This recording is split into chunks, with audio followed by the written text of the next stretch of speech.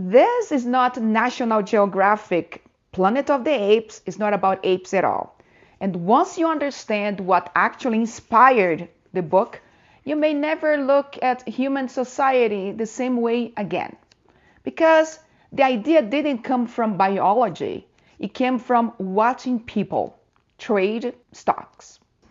Yes, the famous science fiction classic was inspired by the behavior of investors on the stock exchange.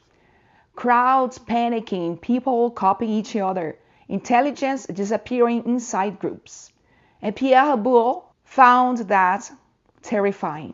But here is the strange part. Pierre Boulle wasn't trying to imagine intelligent apes. He was trying to understand why humans, supposedly rational beings, so often stop thinking for themselves.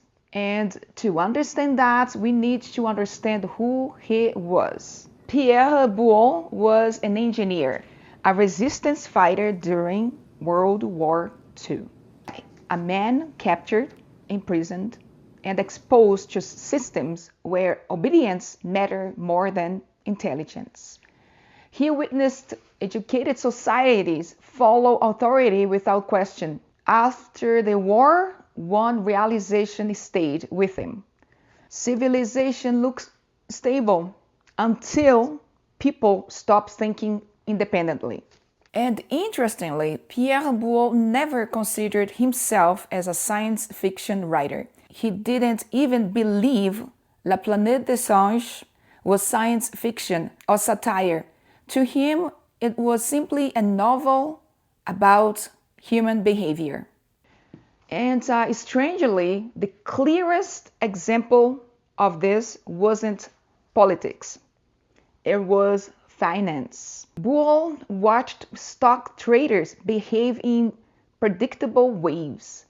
People brought assets not because they understood them, but because everyone else was buying.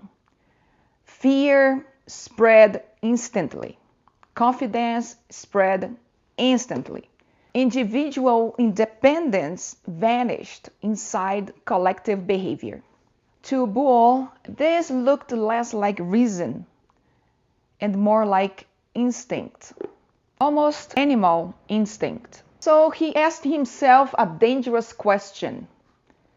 What if intelligence isn't humanity's permanent advantage? What if it's temporary? In Planet of the Apes, humans haven't been conquered through war. They simply stopped evolving intellectually.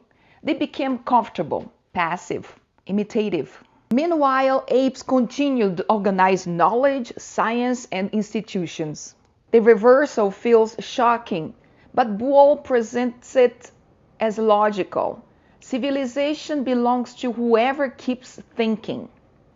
The apes are not monsters. They are functioning society, which makes the real question uncomfortable.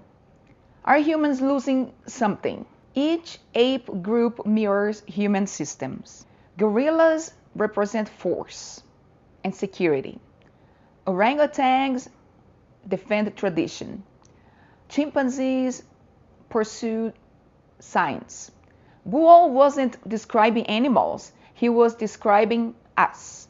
Institutions replacing curiosity, roles replacing individuality, efficiency replacing thoughts. And here's the most disturbing idea in the novel. Human decline happens peacefully.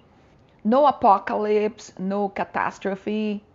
Life simply becomes easier. Technology removes struggle. Convenience removes effort. Entertainment replaces curiosity. Humans stop questioning the world because survival no longer requires intelligence. Boulle feared comfort more than destruction because comfort makes decline visible. Think about it. How often do people follow trends, repeat options, accept systems without questioning them? Boulle saw this long before social media, long before algorithms. He saw it on the trading floor.